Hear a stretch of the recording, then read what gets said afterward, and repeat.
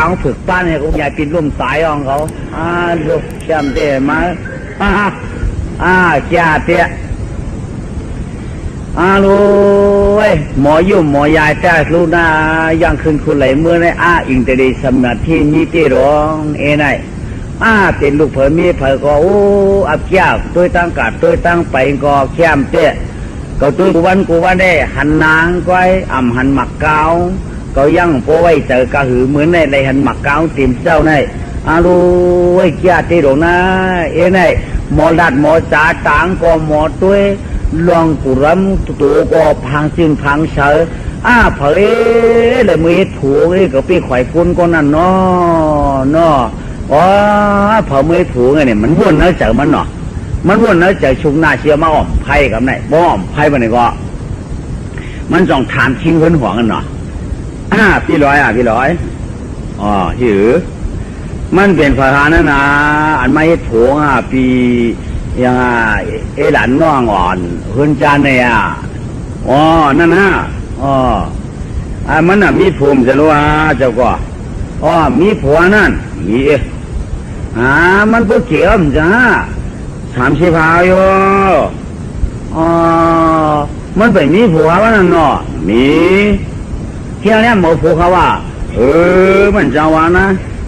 ย่อมไปเชื่อกันนะเจ้าก็เปิดเจ้ามันเจ้าเปิดมันเจ้าเปิดเปิดเจ้าไม่เจ้าส่งเจ้าเจ้ากันหันดองหักมักดองกินวันนั้นแต่เจ้าน้องว่าเพราะมันของสภาวะมันเนียนกันนะเจ้าก็ปืนในเดมันนั่งก็ไปมีผัวนั่นนะหนอช่างว่าหมุนสู้เด็กขามกามสู้เด็กเถิดปืนก็เกี่ยวเขาก็เกี่ยวปืนเนี่ยเขาได้ใครตีใครตังเด้เจ้าน้อง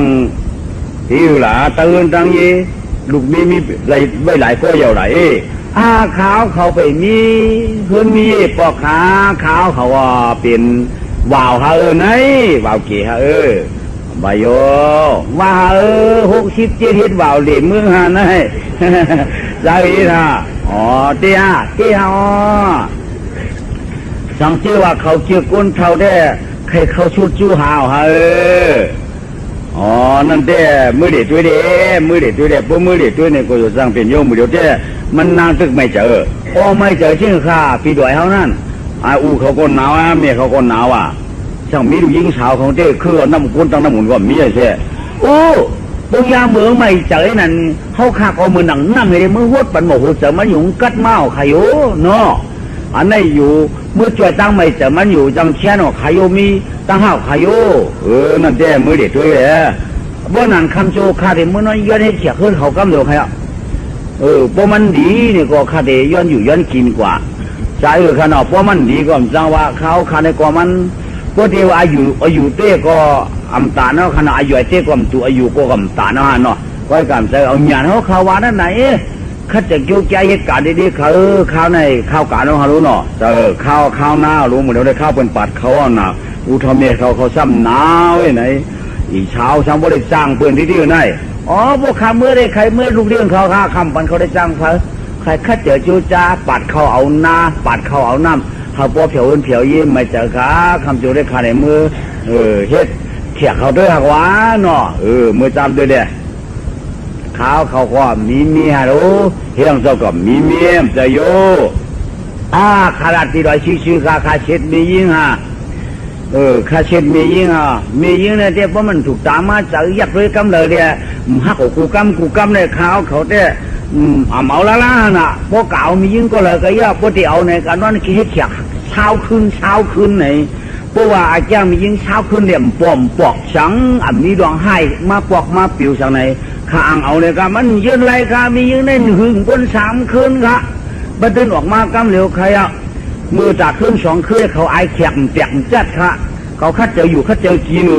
เชียงจีนเขาก็ฮัดป่วยแห้งก็4 5 คืนเดียวเสียงวางพื้นในกูพื้นปูนกูยิงเลยก็หอบมาเสียงแค่จีนเขาก็กาใครไปเขาเสียงไอเสียงลาดเขาเสียงหุ่นเสียงขมหัวไอแข็งก็เจ๊กาเขาใครเฮ็ดเลยคาป้ายเขาเจ๊ไหนฮะมือนอนด้วยแหละคำชวนหักขวาข ำไม้เอาคำไม้เอากำเนี่ยมันก็กลางวันดับถิงจมหัวไม้อยู่อาสาในหนอที่เจียงกะเอินปั๊มฮัดกว่ากำเนี่ยมันก็ปัดไม้อ๋องมาอยู่กับคนอ๋อพี่น้องสาวนะพี่น้องสาว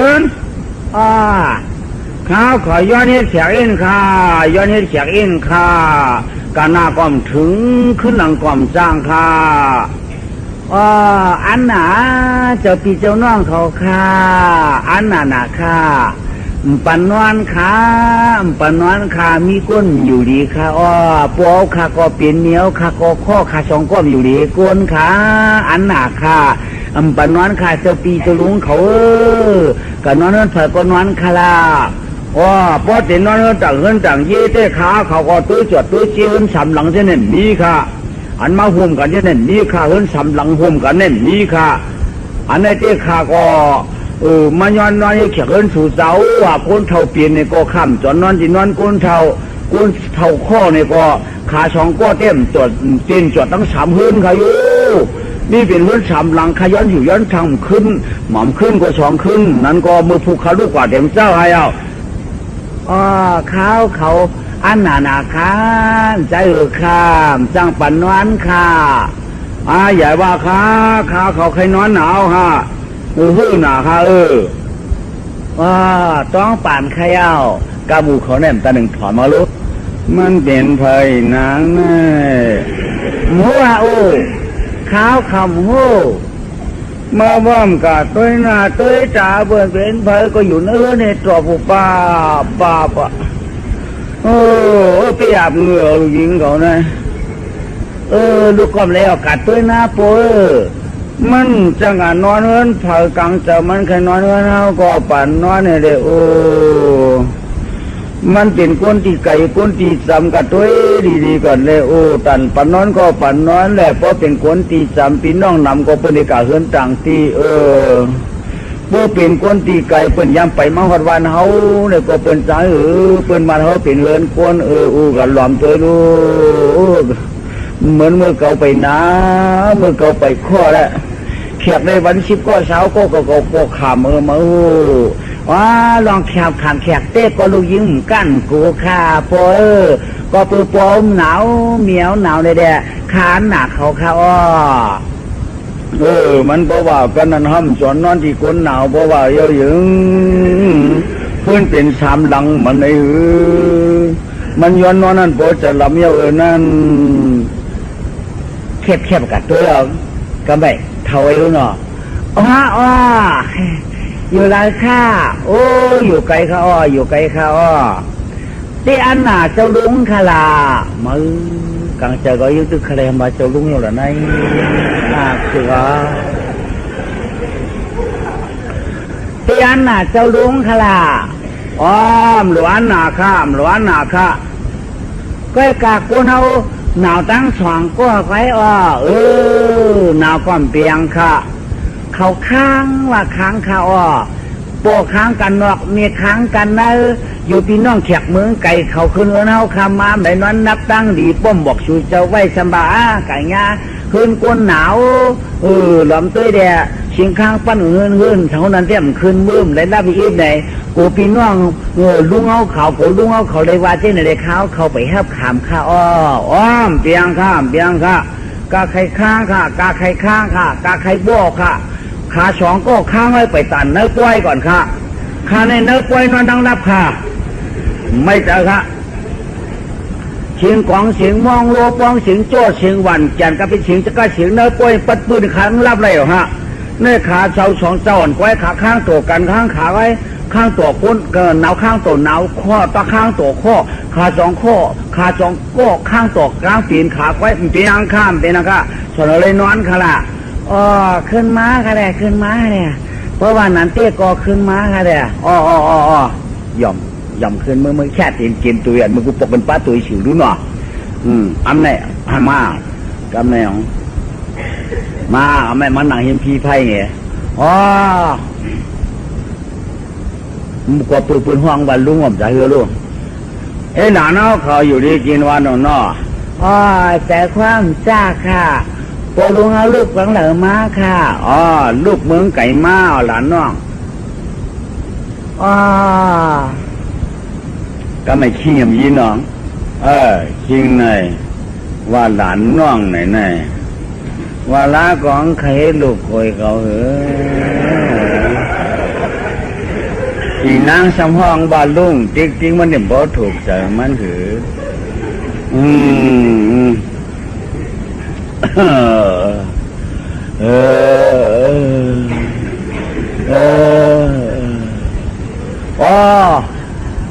จะปเอาหนาวหึงเอาให้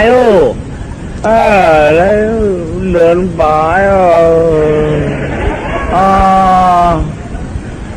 เจ้ามีฮัลโหลมีเรื่องเอาฮัลโหลไม่หนาวเหมือนกันเจ้าอยู่เลยเขาอยู่ตั้งวันจันทร์ปุ่นไก่หนาค่าไม่เขียวเนาก็เลียโจมปอเท้าปอเดียงเขาเตี้ยเขาความจังว้าวข้าหน่อยอยู่ดีอยู่ข้าในชุดตีนาวนะครับความจังถามหาหน่อ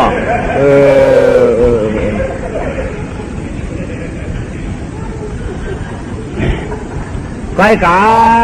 ด่านเอาเขาหน้าการต่างงานเนี่ยพอมีหนำดองการดองงานเตี้ยนำก่อมบ้ขาคนเอาอยู่ด้วยกันค่ะพออยู่ด้วยกันในเขาในเปลี่ยนก้นเหตุการณ์ก้อนหนึ่งขาก้นเหตุที่ตู่เรื่องจะมาพอเท่าก้นเหตุตึกเข้าตึกหน้ามาพอเพราะว่าหลานเขาหลอกก้นเหตุหน้าว่าก้นปัดเขาเอาน้ำแรกขาในหมอพูดหมอไปค่ะบ่เหตุหน้าหนาค่ะก็กับพอหลูกคนตอบวันเอาวันปีวันน้องแต้มเปียงค่ะอากูขาเจ้าขากาขลาขาวเขาเป็นไรค่ะไอหลานจมเตจมหมูขาปีนป้อยังตีเคสลูกเลี้ยงเขาป้อนั่นเด้อนี่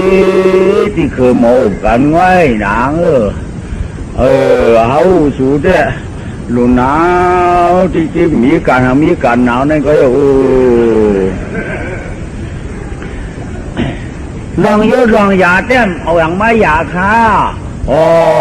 ลองยาเต้กินหรือว่าเป็นตัวยากายมันใจคือยามันจะเปลี่ยนมาเดี๋ยวนั้นมันจะข้อ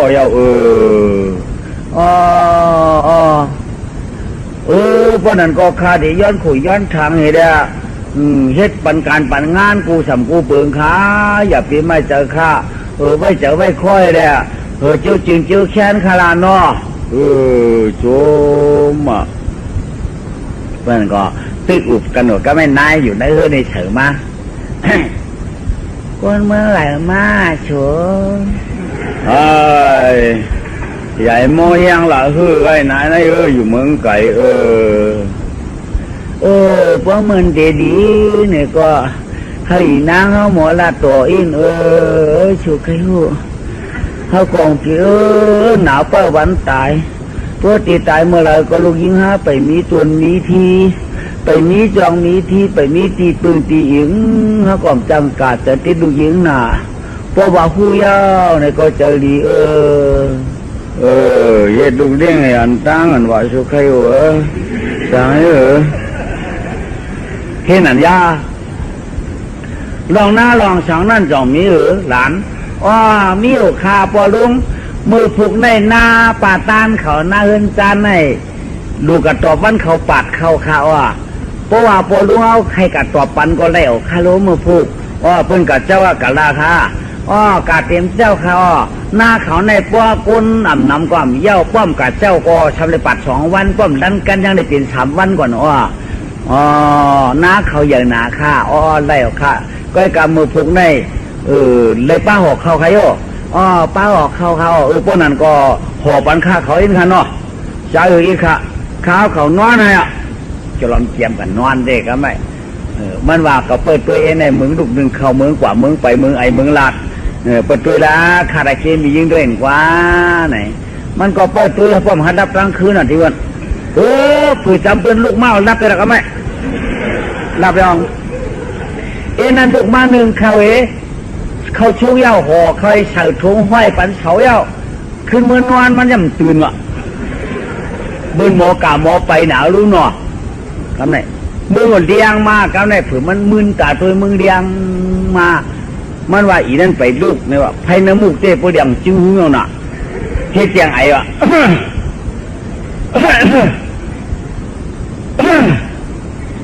เป็นกว่านายเว้ยวันไหนก็เองก็เลือกมาอ๋อกำพงก็เก่าเขาสังมาตั้งแต่เขาได้ดีฮะเนาะใครก็แล้วคารู้ก็เช่าหอคาเหลี่ยไว้เป็นนั่นดูเนี่ยมันโอกาสชุงน้ำมาก็ไม่หกหุ่นปักขุนเรียนรู้ขึ้นกว่าก็ไม่อารู้เลยเนาะคือ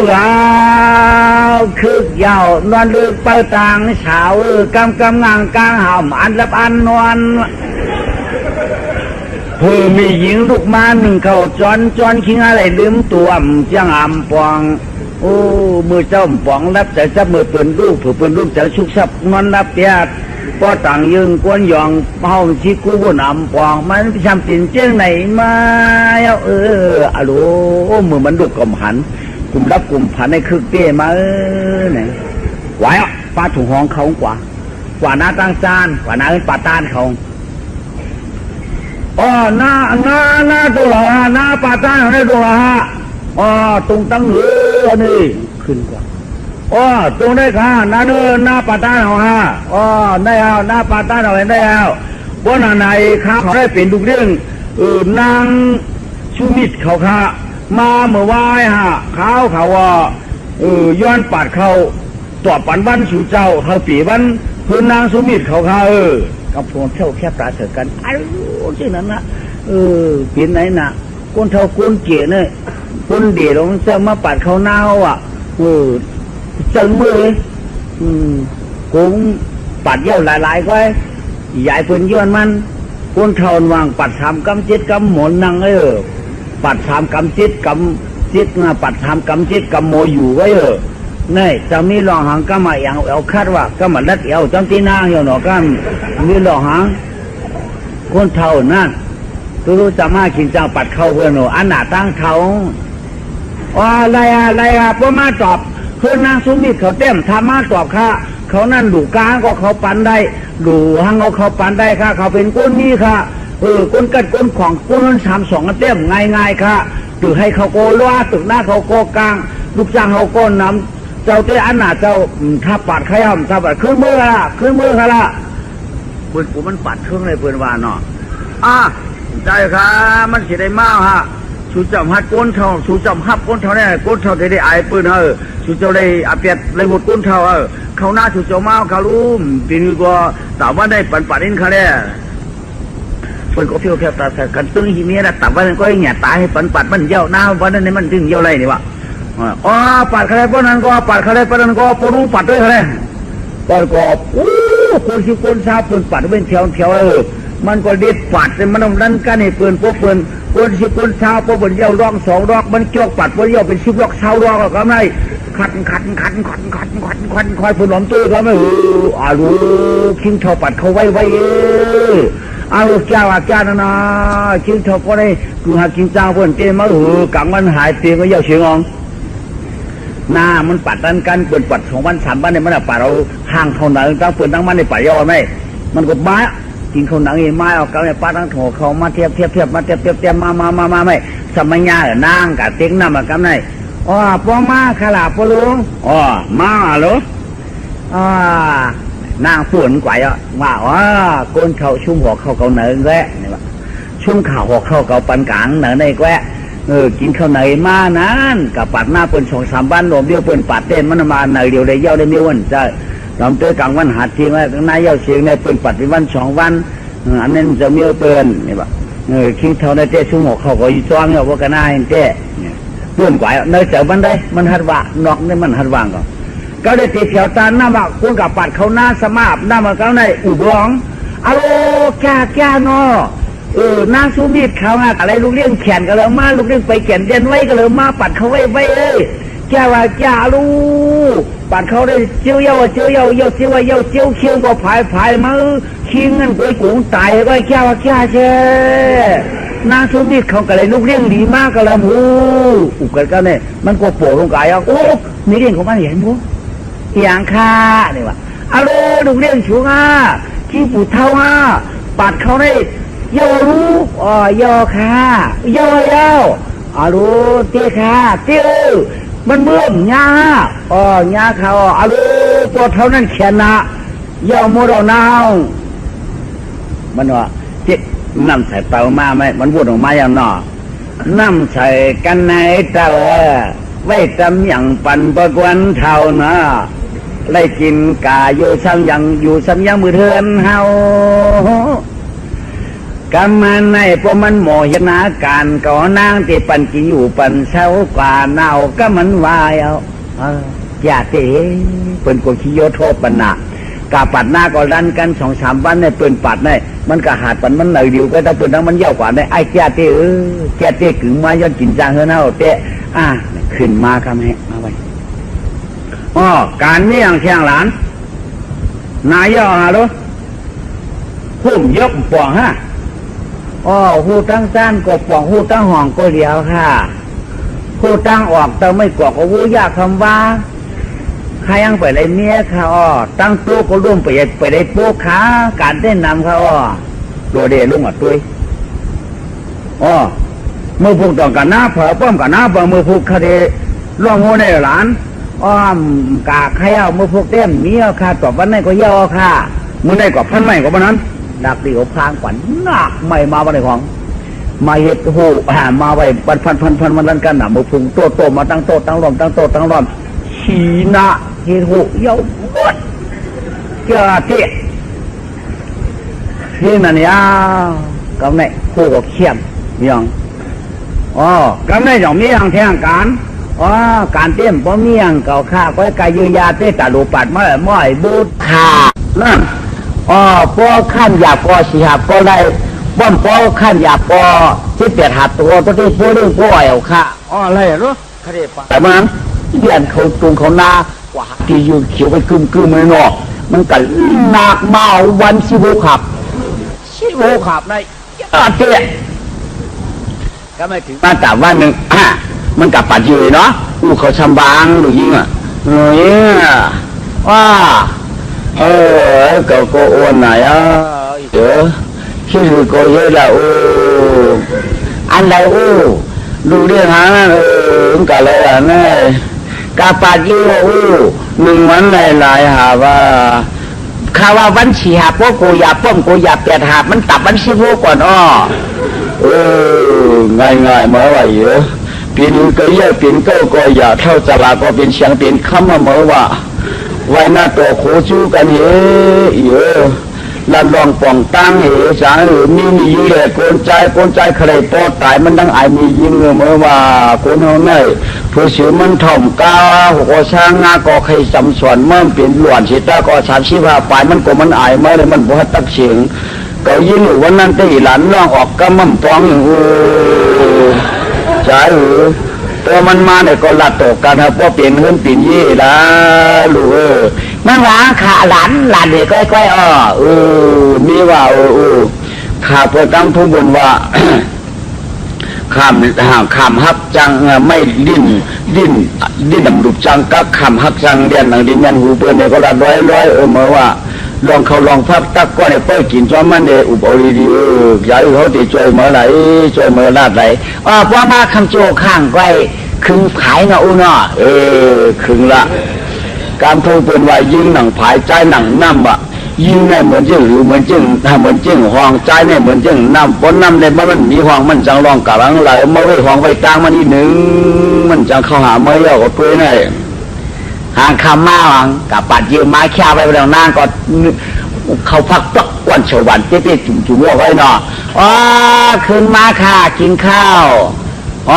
ไล่หาเลยกินจ้าขึ้นมาค่ะด่ามาอยู่กันปุ้ยยาวไปได้กินข้าวกันยี่ไต่มาบุเดี๋ยวในคือขึ้นมาค่ะด่าขึ้นมาค่ะข้าวเดอาบน้ำเนี่ยเนาะอาบน้ำก็ได้เปิดกันวันกอาบน้ำอาบตายมาเมื่อก็ไปขึ้นมานางก็เปิดมันติ๊กมาค่ะด่ากินข้าวไปกินนะเนี่ยไปกินค่ะนางก็ เป้ามันก็กินเขานางก็ไม่หมอกใส่มันในหม้อตึกตักเลยเนาะตีดัดการอายุยามเลยก็มันก็นอนอยู่หิมผาจำตีละตีจานเนี่ยก็กว้างเนี่ยมันทำเป็นลูกยิงสาวเปิดมันก็เป็นลูกเดี้ยงอะไรมันก็โปไปจังว่าหือเนาะเอาเย็นอยู่เลยตังเงินตังยีนั่นลูกล้างมีหลายก็ค่ะลูกล้างแต่ลูกเด้มีลูกเปิดไว้เขาเด้ยุ่งมีก็มีเด้ได้ปีนึงใจยี่เอาเปียดหมอกหลายก็ค่ะอันเปียดนั่นไปวารู้ก่อนนะอันเอานั่นตึ้งเอาไอ้พวกเปียดนั่นมีเปียด2 เมตรน่ะอันเอาเนี่ยเอาเมตรเดียวไว้น่ะมิ้วกันนางเงินได้ยี่เอามิ้วเนี่ยมันดีไรเอามิ้วเดียวเปียด2 เมตรนางให้ที่เอามิ้วเดียวเปียด2 เมตรค่ะล่ะพอเอาเนี่ยเอาเป็นก้นนั่นน่ะเอาอันเป็นก้นนั่นน่ะพอเปียดเนี่ยเปียดมึงไปตายพวงเป็นห้างน่ะพวงตายเอาเปียดพวกหนึ่งน่ะนี่มันเปียด2 เมตรน่ะเปียดห้าง5เปียดไม้5นั่นน่ะก็ไปว่าเปียดตัวเอาจะไม่เอาให้พ่อเฮียงเรียนตีไหนเงินใจยี่ค่ะล่ะมันมีก็เตะก็ตังนั่นนะใจมันจังหวะนั้นหามาบ่เท่านะ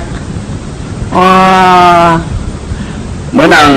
หลานนางรู้ฉันเปียไรก็เอาละผู้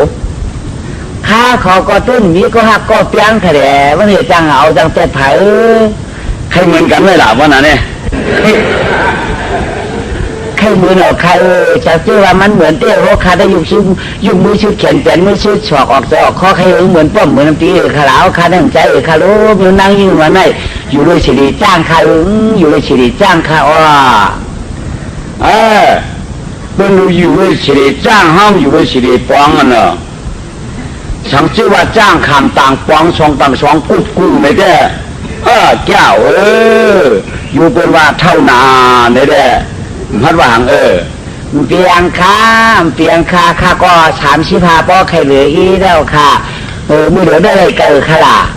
ไร60 เจียได้เหรอ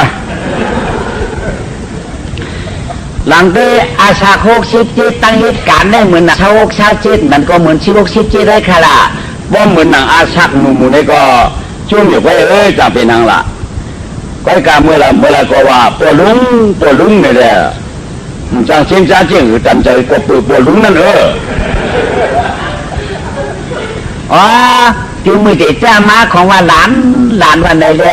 ข้าก็เลยว่าปวดลุงข้าหลานน้อยห้องเอากำลูกตุ่มคนนึงโตกี่พยายามตอบเขาหนานั่นตันยินค่ะลูกในปูดันบาลายทำตันยินเนี่ยคนน้องสมห้องป้าได้ว่าตันยินเนี่ยผมเบี้ยเป็นเกี่ยวกับใช่แล้วนะเบี้ยเป็นจังเลยนะ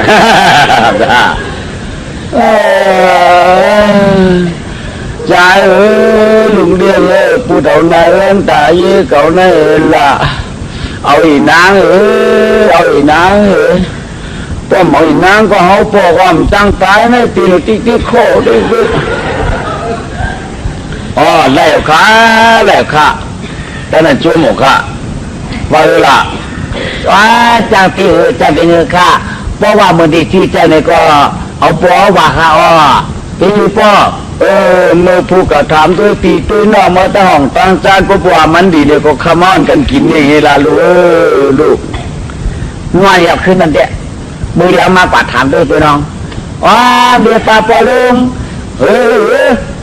อย่างคำจูนได้จัดได้กินเนียงกับกินกัดจัดได้กินเนียงกับลูกไว้2 มึงกะลาได้ต้องเตดีค่ะข้าสามเอาลูกเลี้ยงเฮาแต่หาพ่อเปลี่ยนเจ้าเปลี่ยนผัววันไหนปอเท่านั้นนะเดียวนั้น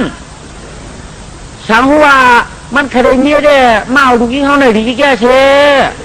เมาด่านให้ดีเขาหน่อยดีแก่เช่อาลูป้องถึกเมื่อก็เลียเยอะเมื่อก็เมื่อก็ข้อนี่เมื่อก็หนาวตื้อขับโจติมือกันดีวันในพระโกวาดีก็ได้ก็ฟังเขามาเป็นป้อย2 มึงกะลาก็กูเนาะใจไรกันเยอะกำได้ไรกันเยอะสุขันท่านั่นกะเลยน้ำสุนิตาเนาะต้องไม่ดีอยู่ด้วยกันกะกินด้วยกันกะไว้ได้คือเดินไป7 วันก็เขาก็จุ่มไหนเดียลูกยิงมันได้ลูกขวยเย้าได้เจ้าได้ผูกว่านี่จ้าขามเชียว ไว้นั่นก็เมียเขาได้หันหน้าลูกเขยมันได้2 เดือนกว่าเนี่ยกามตราเชียงยาวรู้จันขาผู้เรมีก็อยู่ด้วยกันกินด้วยกันผู้มันได้หักบันเดมจางว่าอาศัก35ตึกได้เป็นสวรรค์กลัดอ่ำจางไข่ชีจาเมียนตาผู้คิงเท่า